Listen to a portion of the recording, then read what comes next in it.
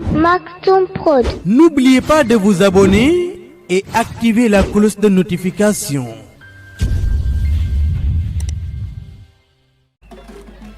Alimatu neexu leenam waa wallaay ni kenn bañu ko Alimatu neexu leenam te Alima neexu leenam ana ñu ko bëgg tàccu leen lii Alima lii tàccu leen lii ana ñu ko bëgg da nga ñu nelaw yeewu leen boog te Alima lakk na dëkk yi yow xanaa neex mbasa Alima ñëwal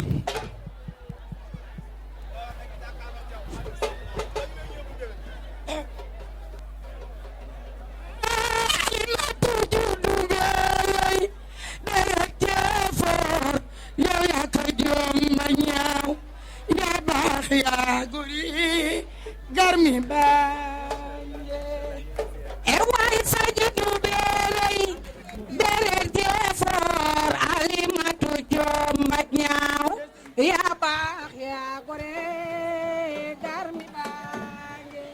ayow sajidu beelay deret jeefoor Alimatu joom ma ñaaw yaa baax yaa gore garmi baaye ay ne juddu beeray ñëwale jeefoor Alimatu joom ma ñaaw yaa baax yaa gore garmi baaye tey ma way la ci cosaan yaa ma kumpuse man tey ji ma tuddee la gaal yaa baax yaa gore garmi baaye ay sa juddu beeray deret jeefoor Alimatu joom ma ñaaw yaa baax yaa gore garmi baaye waay Alimatu ñàkkuloo jom taneewul ak ci sa néegu yaay dundool ko seqal dara nga xam na sa ngor yaa yeween gore yaay demb yaay tey yaay bëgg demb yaay xel di ëllëg sax andi daayu kole rek sax na tey bum nga dagul man ni ñàkkuloo jom te neewul ak ci sa néegu yaay dundool yaa baax yaa gore garmi ñëw na waay Alimatu sëñ Moustapha nga doy loo waaw Serigne Moustapha seen Cheikh ay baayam ala wax lii kooku soxna Safi dama yaayam Alimatu lu ñuy toppa doomi garmi yaa ngi ci yow goro ba ñu weg la penc mu rëy si yax bu rëy lay bawoo waaw wante juddu beeray ñëwale jeefoo Sëñ Moustapha nga doyloo yaa baax yaa gore garmi baange Ibrahima Sari Kewe Joob ak Mamour Sari Kewe Joob waay sama waaji na ma ngi ci gàcce ngi ci Alaaji Saray sa baay ñaaw ko yi sa yaay lu juddoo cim tàgg bu naawul jaaxali mbokkam bu sa yaay baaxee sa baay baax doom du mën a bon waay nee juddu beeray deret jeefoor tey ji ma way la daal ani góoru ca koy baram ta paanga Alimatu sëñ Moustapha si nga doy loo waaw kooku mooy borom kéemaan sëñ Moustapha borom jonjaan woogu away borom fitwaan woogu kooku Serigne Cheikh ay baayam kooku soxna sa feetoo yaayam way sa juddu beeray ñëwale jeefoo sëñ Cheikh nga doy loo yaa baax yaa gore garmi baange ay Lamin Saara ngi nii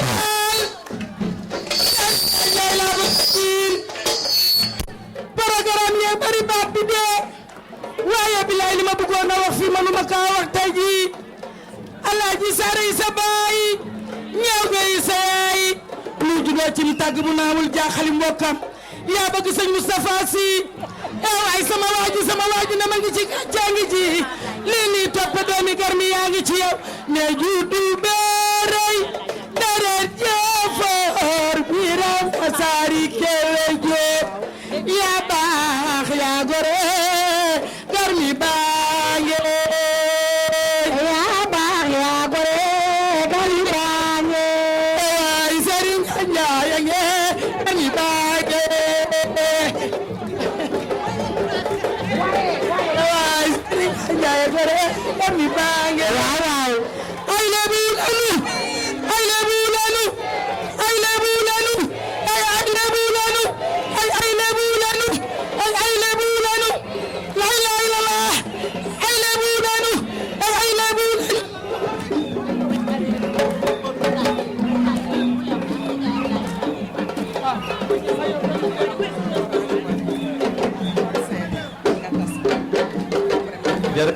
jërë ngeen jëf.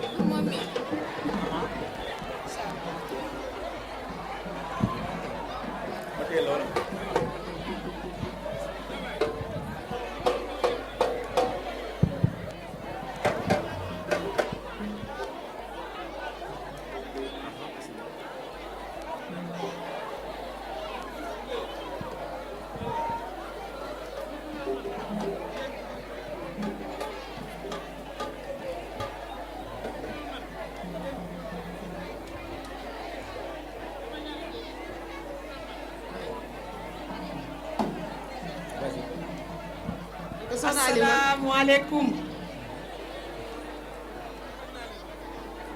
damay xaar ñu fay ma asalaamaaleykum waa Tëngéej. waaleykum salaam. nuyu na ma leen. namoon na ma leen. maa ngi nuyu ñëpp ci turam ak i santam. di leen massaw coono. waaye coono mbég la. ndax ki gis mobilisation bu rafetee nii. ni ko mbokk mi waxee en couleur en son et en lumière xam na yéen ñii kenn jëndu leen gëm naa ni bokk leen ci car rapide li ñuy loué yéen du bokk leen ci chaise yi ñuy loué yéen ku leen gis seen musóor yi rafet yi seen yére yu weex yi rafet yi xam ne yéen a ñàkkal seen bopp jëndal seen bopp kon foofu ñu ngi rafetlu engagement boobu. bu ko defee di nuyu gan ñi xam naa ñu jël suñu nuyoo rek teg ko ci ñi nga xamante ne ñoo ibbi xëy na mu ñu nu lim benn par benn mais mbokk mi ibbi mu yóbbaale ñu ci nuyoo gi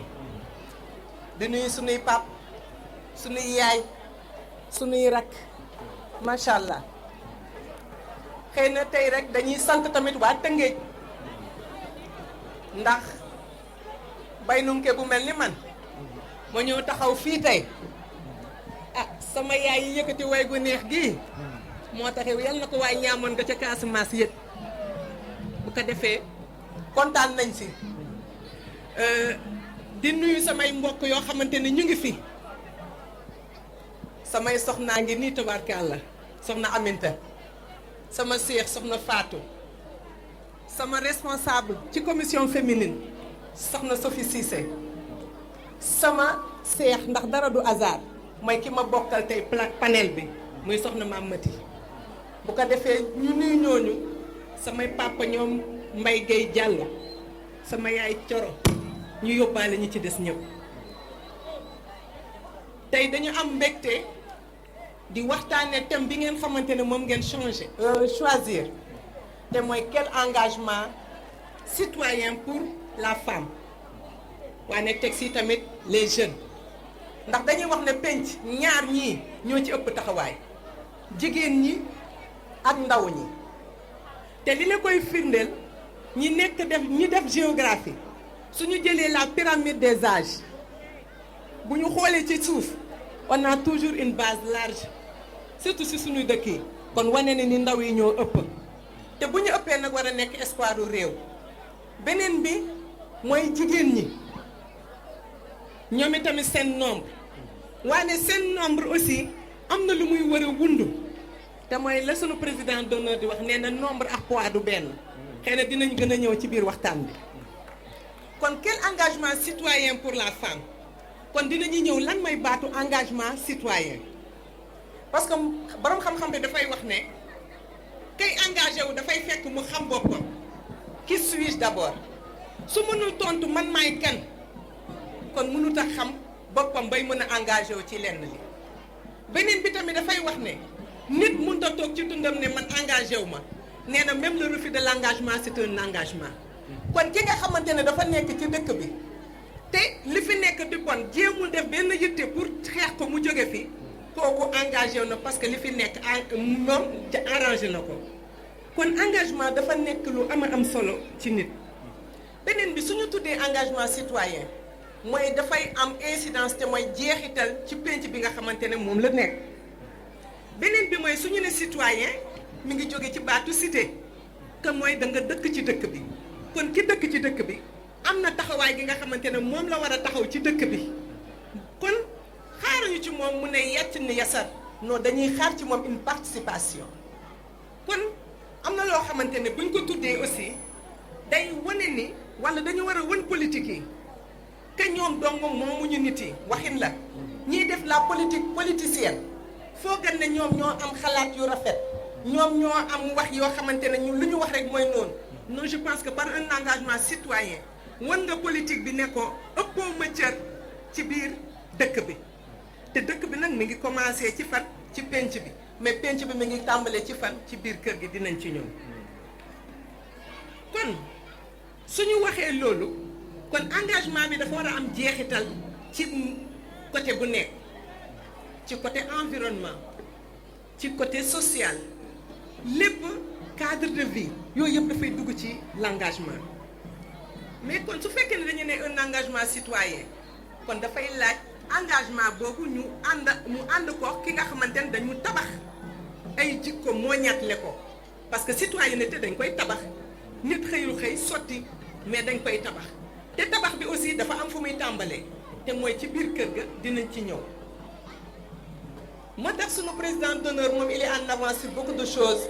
et si nit ñi ndax man citation boobu daf may ba muy wax ne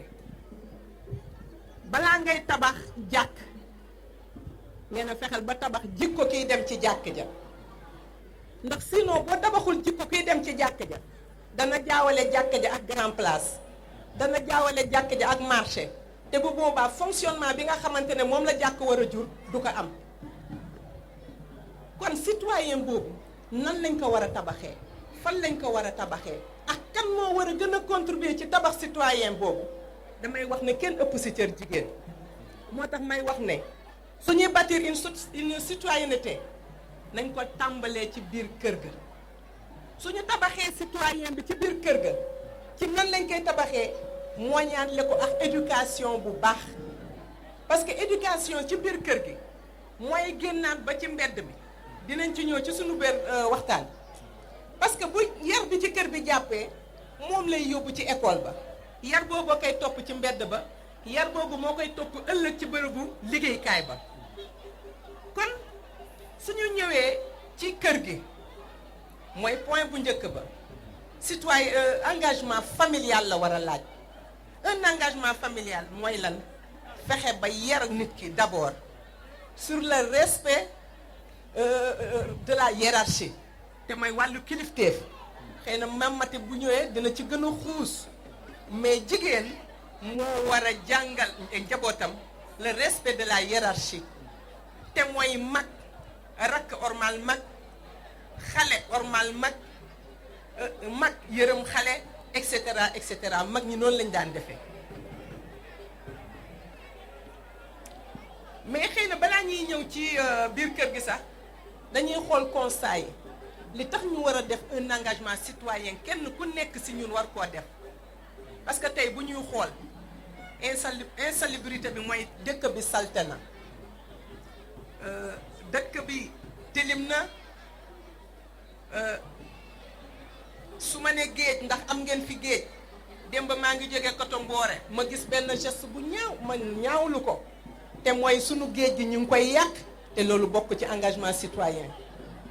tey jii ñu ngi jël sunu passerelle yi comme ni toll ay Foire ay Védène ñu dem ba jaawale passerelle fi nga xamante ne fa la nit ñu war a jaar di dox ñu jël transformé ko ay urinoir ak ay gaanuwaay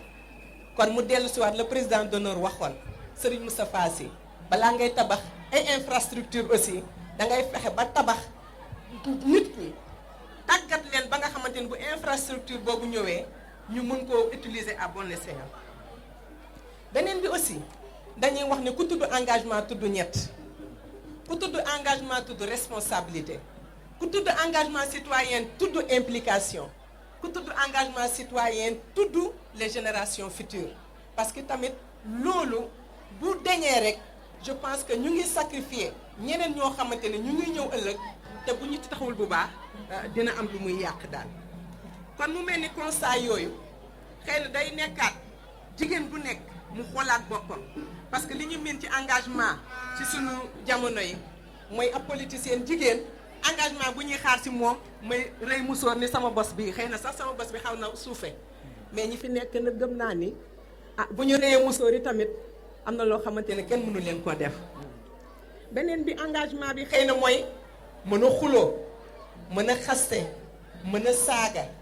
waaye la sëñ Cheikh waxoon ne na xuloo saaga ak xaste ne na signe de faiblesse la. am na foo xamante ne boo fa tolloo doo xuloo doo saaga da ngay def li ñuy tudd débat d'idées te mooy la nga wérle nga génne ko la ma wérle ma génne ko ñu toog jonjante pour le bon fonctionnement de la société.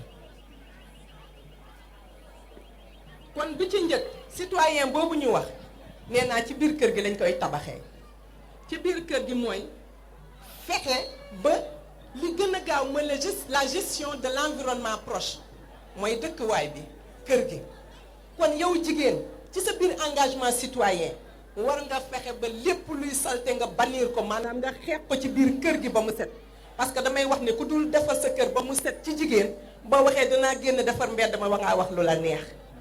te kenn warut a xaar man bëgguma jigéen boo xamante ni dafay taxaw di xaar ñu naan ko defal lii wala bul def déedéet sa engagement dafa war a nekk action dañ war ñu parce que li may wax toujours ne l'heure est à l'action l'heure n'est plus à la parole dañoo engagé dama bëgg dañoo engagé qu'on le traduise en acte acte bi mooy kër ga d'abord ku jigéen ki na nga fexe ba jàmm ji nga delloo si ko te jàmm ji mooy ki la yàlla booleel parce que mënuma woote politique te may ma sama borom kër jàmm mënuma woote politique te samay njaboot mënuma woote politique te samay njaboot ñoo dàq traîner ci mbedd mi mënuma woote politique et cetera et cetera et cetera kon damay wax ne engagement bi ci biir kër gi lay tàmbale. beneen bi mooy instaurer une discipline familiale ci kër gi du dictature nag xëy na tubaab dafa am lu mu dugal wala yenn politique yi dugal ko suñu bopp ba ñu foog ne paa bi dafa métti mère bi dafa xaat affaire déedéet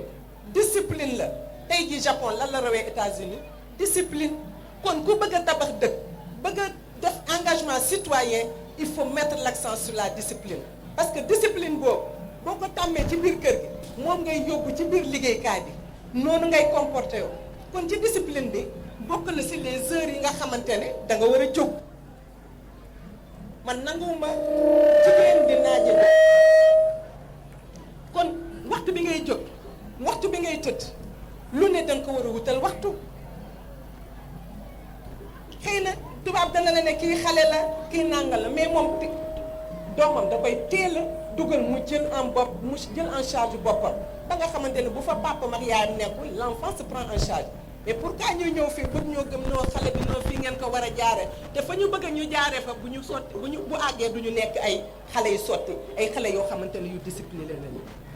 kon il faut que ndaw ñi xëy na maam Mati dina si ñëw ci discipline bi nga xamante ne moom la ñu war a ràngoo beneen bi mooy le respect des biens communs lu ñëpp a bokk nga aakimoo ko jaaduwul te sunu biir penc am na nu ñu doon fexe ba respect des biens communs boobu mu nekk te mooy néeg boo nit nekkul mais dañuy war a fay lampe bi mais fii ngay dëgg sunu kër yi nit nekku fa ñu taal lampe ba télé ba di tàkk ñu bàyyi ko fa robinet bi di toq ñu naan noonu ay toq la mais dama wax ne balaa ñu ci xaar état nañ ci xaar économie bi nga xamante ne moom la ñu war a mën a indil ci biir kër gi te mooy tokk ba boo ko toppee ba bër set ay mètre cube d'eau la mais mètre cube d'eau ya ba un mois ñaata la ci xaalis courant boobu ñaata la donc boo ko defee war na mën a indi benn économie kon war nañoo xalaat ñun jigéen ñi ci engagement citoyen ba nga xamante ne moom la ñu war a def. xam nga benn xale da koy wax dafa dem di wuti liggéey ni ko papa ji doon wax naan ko fayal lampe bi taal tëjee robinet bi mu ne papa ak yaayam daal dañu bëri wax dañ ko sonal comme dañ ko sonal moom daal bés bu demee ba am liggéey day génn kër gi mais fekk na papa jeex yaay ji ñu ngi insister di ko inculquer ay valeurs te di ko éviter le gaspillage mais mu dem ba loolu jàpp nekk une mayonnaise boo xamante ne jàpp na xale bi dem di defi entretien bi mu duggee dégg naa ci bureau bi ci lieu bi mu gis benn raccord boo xamante ne dafa deñ ndox mi di xel mu sëgg rek daal di koy raccordé waat jàll mu dugg nee nañu ca salle bi nga xamante ne fan lañ leen teg nii di xaar ku si sa tour jox ñu woo la mu gis ni ventilo yaa ngi tàkk plafonnier mais am na foo xamante ne mi ngi tàkk te kenn nekku fa mu ne ñool gu ci chaise bi daal dee fay kii boobu ñëwaat toogaat mu gis ni loke bunt bi xaw ma dafa yàqu wala serpillière bi tapis bi ñu tegoon foofu di souhaiter la bienvenue aux gens qui venaient mu déplacé wu mu daal di koy defaraat loke bi dem toog bu waxtoom jotee mu dugg te entretien d'embauche la woon mais dañ ko ne dañ lay recruter li tax ñu recruter la parce que gestes yooyu xoolal pas mal de candidats yu duggoon te kenn la ci xelam nekkuloon moo tax may wax suñu rakk yi am na loo xamante ne waajur yi dañu koy wax ci kër gi bu ñu jàpp ni dañuy fat bu ñu jàpp ni paa bi dafa métti mais ils sont en train de nous inculquer des valeurs yoo xamante ne ëllëg loolu si ñun lay dellu kon loolu exemple la boo xamante ne xëy na ñoom mën nañ koo yóbbaale. beneen bi mooy bu ñu paree ci respect des biens communs ñu ñëw ci respect des lieux parce que tamit kër gi lu ne dafa am lu muy servir waañ la tudd douche la tudd ñu baal ma ci baat bi néeg la tudd donc chaque pièce a sa fonctionnalité mais su fekkee ne ci waañ gi si douche bi fa lay jëlee mbool ya di ko raxas ah te dafay am man gis naa ko sama bët dama tiit ma ne kii de moom sañ na ko dem ca néeg ba fa ngay xoolee say yi sew parce que yaa ngi waxtaan wala télé ba parce que dañoo bëgg a télé ñun jigéen ñi kon am na loo xamante ne bu ñu ko bëggee aussi il faut qu'on parvienne à inculquer cette éducation te mooy le respect des lieux parce que ñàkk a xam respect boobu à la maison moo tax ma ne leen passerelle ñu transformé ko en gaanuwaay en urinoir di ci def seeni besoin beneen bi mooy ci kër chaque chose à sa place et chaque place à sa chose dama ne kër gi li ci nekk lu ne am na place am bale am na fu ñu koy teg potu ndaal am na fu ñu koy teg comme am na pot boo xamante ne ci toilette lay jëm mais bu fekkee ne pot bi nga yore moom nga utiliser ci waañ gi moom nga utiliser si douche ba y a problème donc loolu da nga koy jàngal parce que li may wax nii xëy na c'est des détails mais loolu mooy topp nit ki parce que citoyenneté bi foofu nga koy jaarale ba ëllëg mu nekk lu nekk daal beneen bi mooy le respect de l'autre c'est important xam nga tey ji bu ñu waxee ni politique yi dañu jël di ay këral la ñuy miinloo assemblée nationale boo xamante ne day mel ni ringu box kon c'est parce que bu ñuy wax ñoom politique yi kenn du respecter sa morom et pourtant le respect de l'autre le respect d'autrui ca biir kër ga mooy li ma wax sànq mag ormal xale ormal mag ba nit ki buy wax nga déglu ko ba mu wax boo paree nga ne ko pap man de nangam ak nangam mais bu paa bi waxee wala mère bi nga ajal ko ni ko xale di waxee ba doo da nga koy couper la parole loolu tamit xëy na du baax beneen bi le respect de l'autre si tolérance xëy na ñun ñëpp bokkuñu askan mais ñun ñëpp am na lu ñu bokk te mooy ay nit lañu ay doomu aadama lañu ci yàlla la ñu jógee ñun ñëpp ci yàlla la ñuy dellu kon respect boobu ngay am ci nit ki dafa war a nekk lu am solo beneen bi la cohésion ñun ci biir kër gi kenn waruta mën a def luy tax ñuy fisirwàlle kii dem fii baaxul ci kër parce que kër goo xamante ne wala dëkk boo xamante ne nit ñi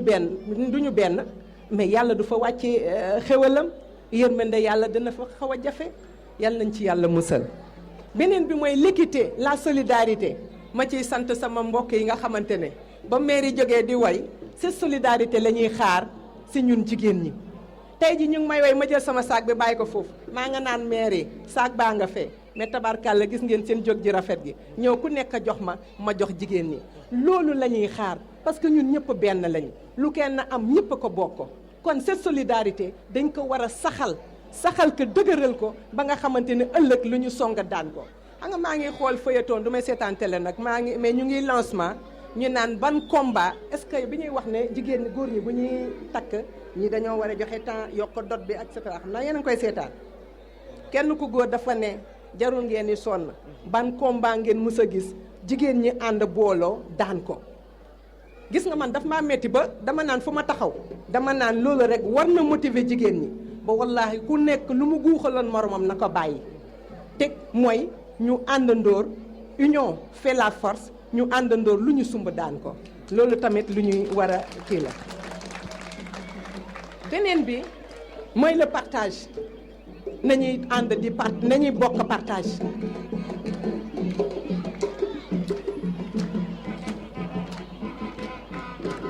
beneen bi mooy l'économie et la gestion xam nga ñu ngi ko fiy wax sànq dëgg la neex na loolu ñu engagé mais bu fekkee ne ñoo gën a engagé comme ni ko Ndeye Kumba waxee léegi ndax bu ñu génnee fajar ñun la ñuy njëkk a gis ci mbedd mi ñooy génn ñooy indi dugal ci biir kër gi mais bu fekkee ne dañu liggéey ba pare lu ñuy liggéey ñu xëy benn bés yàq ko ci gaspillage ak cérémonie familiale kon ban engagement citoyen bi ñuy xaar ci ñun kon loolu tamit war na nekk loo xamante ne war nañ ko xoolaat. beneen bi mooy gannaaw ba ma paree ci quartier bi kon ma ne implication bi pare naa ci kër gi ma ñëw ci mbedd quartier bi te mooy luñ fay yëkkati man dama war a bokk ci quartier bi parce que loolu mooy engagement maanaam yow da lay wóor ni li ngay def jeexital bi du ci yow kese mais c'est la chose publique maanaam penc bi ñëpp ñoo ci war a jëriñoo su fekkee ne loolu yow li ngay sonn motu ko rek kon jaratu ko kon ci implication bi lan nga koy jaarale à travers la sensibilisation te mooy ku yeewu yee sa morom mooy liñ fi wax léegi jigéenu PUR yi ak yeewu askan gi yeewu nañu mais sunu yeneen morom jigéen yi nga xamante ne yeewuñu ñooñu ñuy jëndee 2000 francs xam nga mbokk bi dafa ne xar ma ne ko ñii xar sax bëri na ganaar léegi sax moo gën a cher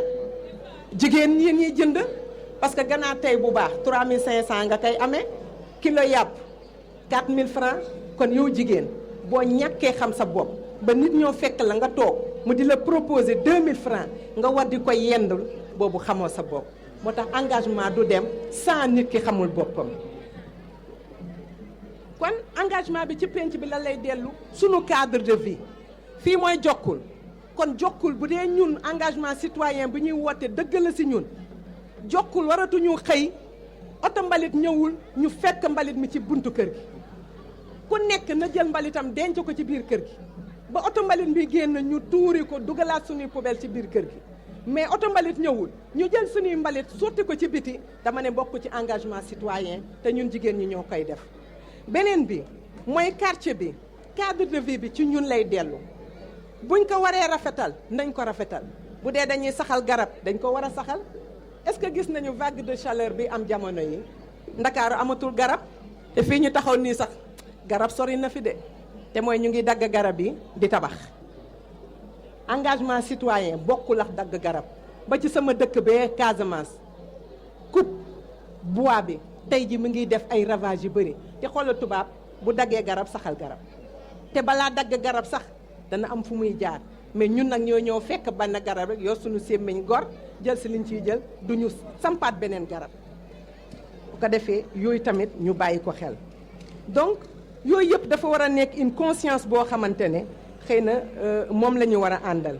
kon tamit di participer aussi dans les activités penc bi c'est mooy association caritative yi nekk ci koñ yi war nañ cee bokk association de solidarité yi war nañ cee bokk reboisement bi ma tudd léegi war nañ cee bokk ba ci le maintien des filles te sa tey problème bi ñu am pour que les femmes puissent s'engager comme il se doit il faut que ñu régler le problème de l'éducation des filles d'abord qui pose une problématique dans toutes les sociétés te mooy xale yi jigéen yi nga xamante ne CM2 la ñu bàyyee école jàngatuñu ñu nekk ci koñ gi wala bu ñu jàngi jee xëy na seen résultats scolaires yi demeewul noonu mais lan la ñuy def taxawaalu ñu baal ma ci baat bi parce que tamit xëy na dañu wax engagement mais dafa war a am jeexital donc taxawaalu googu naka la yow en tant que jigéen ci koñ nga xam ne kat Alima mii jàngul naka laay fexe ba récupérer Alima ci sama gaaraasu kër wala sama ëttu kër wala yow yaay ji sax nga bar ko bañ a bàyyi mu traîner ji ci biti maam yi lan lañ doon def sunu yaay boo toggee ba pare ba raxas say ndab dañ la daan téye ci biir kër gi ngay def tricot di def ràbb di def marquoir et cetera et cetera mais léegi loolu amatul kon engagement boobu dafay dellu si parce que loolu ñu lay jàngal ëllëg ce sera de l'économie balaa ngay fay ji tailleur na ma tailleur yi baal mais nga ñëwal ko sa bopp ça te fait de l'économie au niveau de la famille kon yooyu nañ koy dellu si waat mu bokk ci action yi nga xamante ne moom nga war a impliqué wu beneen bi la préservation de la nature te loolu vraiment ñu ngi ciy ñaan di ko ñaaxaat suñu mbokk jigéen ñi parce que dama wax ne ñun jigéen ñi ñooy tilimal parce que ñoo ëpp li ñuy defi ay achat ñoo dàq jënd lu ñor ñu jënd lu ñorul ñu jënd balaa nga kaa xam HLM jot ñu dem fa wala nga dem ca Centenaire Gibraltar lu ñor ñu jënd lu ñorul ñu jënd chinois bi di def affaire am ñun ñuy gën di pauvre moom dëkkam di avancé ñun ñuy gën di tardé moo tax engagement bi aussi nañ ko seetaat. donc préservation de la nature boobu géej gi li ma soxal la tey jigéen bu dem marché sonn nga ndax lan amul jën amatul sunu géej yi dëgg la on vend les licences de pêche mais aussi ñun en tant que jigéen on a une part de responsabilité barki démb dama dem plage yu Mboro mais une dame yenu paan ba mbalit moo ci nekk ay neefere xar ay butéelu canette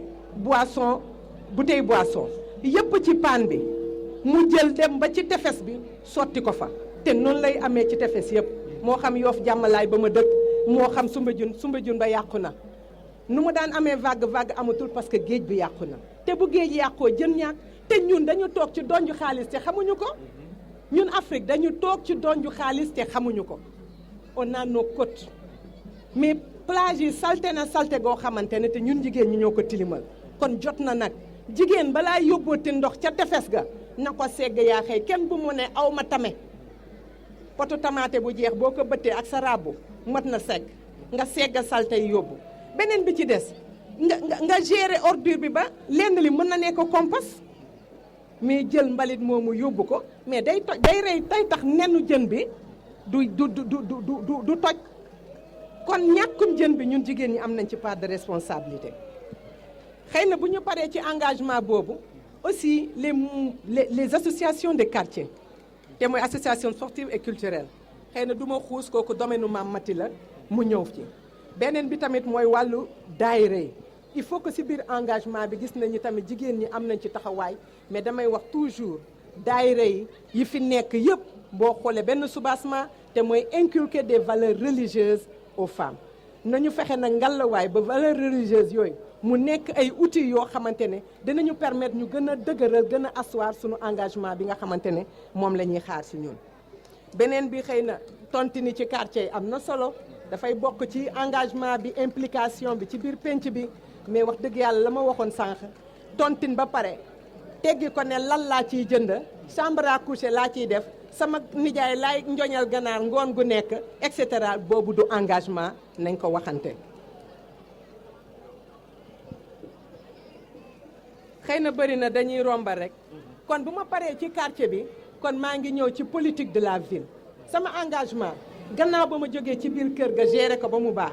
impliqué wu ci activités yi nga xamante ne moo am ci penc bi kon war naa xalaat ban politique laa mën a teg pour sama dëkk Tëngéej gi nga xamante ne la ville de Tëngéej kon bi ci njëkk pour asseoir sama engagement boobu mooy il faut que je m'implique il faut que may bokk ci di adhérer ci institution yi di xool naka lay bokkee ba fu ñuy tëralee di nasee ci biir penc bi ci biir ville bi man jigéen ma fexe ba bokk ci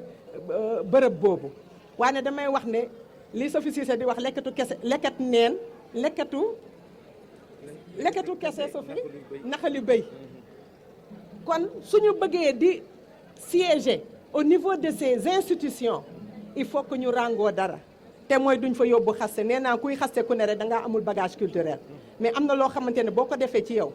doo xuloo doo xeex te pourtant di nga bokk ci commission yi surtout nag li ma gën a soxal dans ces commissions les conseils de quartier jigéen ñi nañuy dugg ci conseil de quartier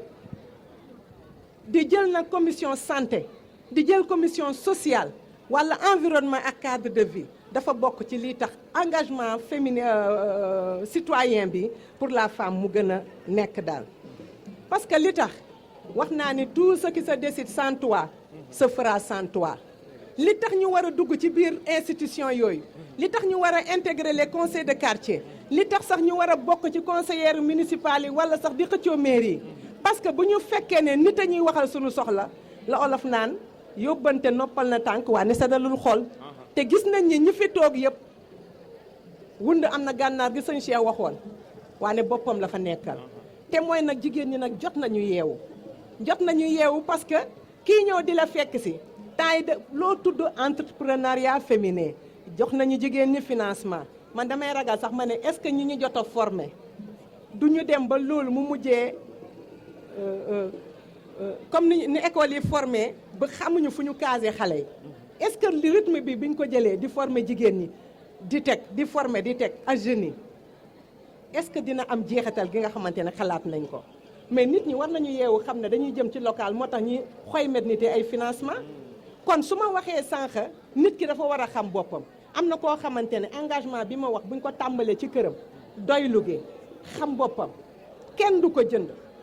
man de xaw ma kan man Coly mais kenn musul ñëw teg ku ne nag laa séqal jàmm sama quartier mais fu ñuy seddalee piis bokkuma ci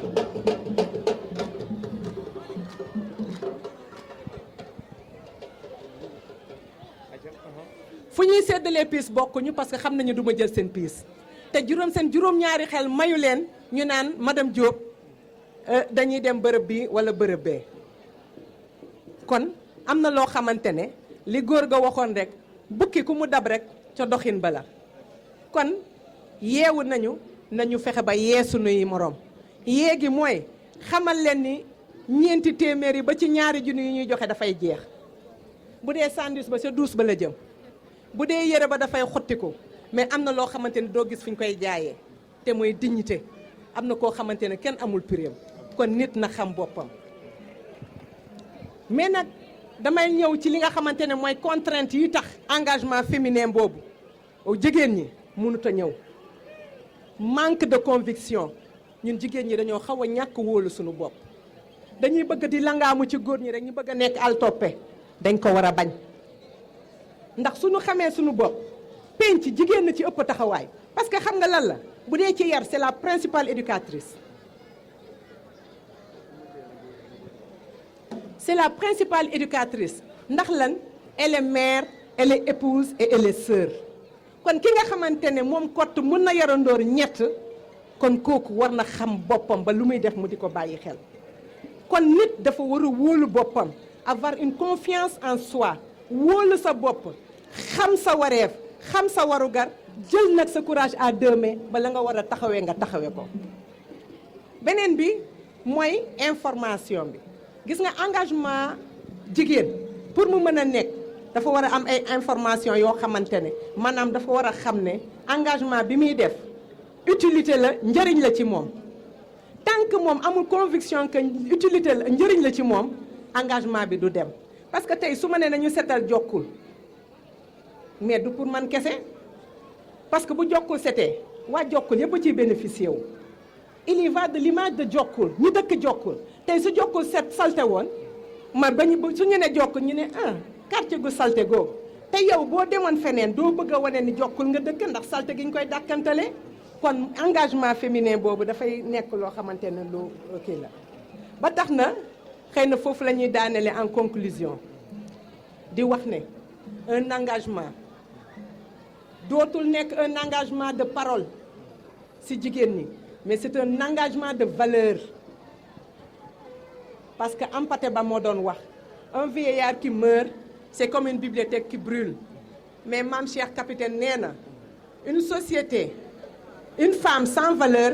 c'est une société qui s'effondre te mooy dëkk woo xamante ne wala penc boo xamante ne jigéen ña fa nekk amuñu valeur nee na penc boobu ci ndërmeelu ci daanu lay jëm kon bu ñu bëggee def engagement dañ koy teg ci ay valeur parce que moo tumu ranke gis nga politicien ku leen xool xam ne du amuñu valeur ndax ñooy fiy wax waxeet ñoo fiy digee duñ ko def kon engagement boo xamante ne lu waaye wax def ko lu mu gëm lay wax lu mu gëmul du ko def ba tax na xëy na kooku mooy la ñuy mën a yaakaar ni kenn du ko jënd ci piis kenn du ko jënd ci xaalis kenn du ko jënd ci dara bu ko defee kàddu yu bëri na jaxasoo na ñu ngi ciy jéggalu wasalaamualeykum wa rahmatullahi taala wa barakaatu. Maktoum Prod. N'oubliez pas de vous abonner et activer la cloche de notification.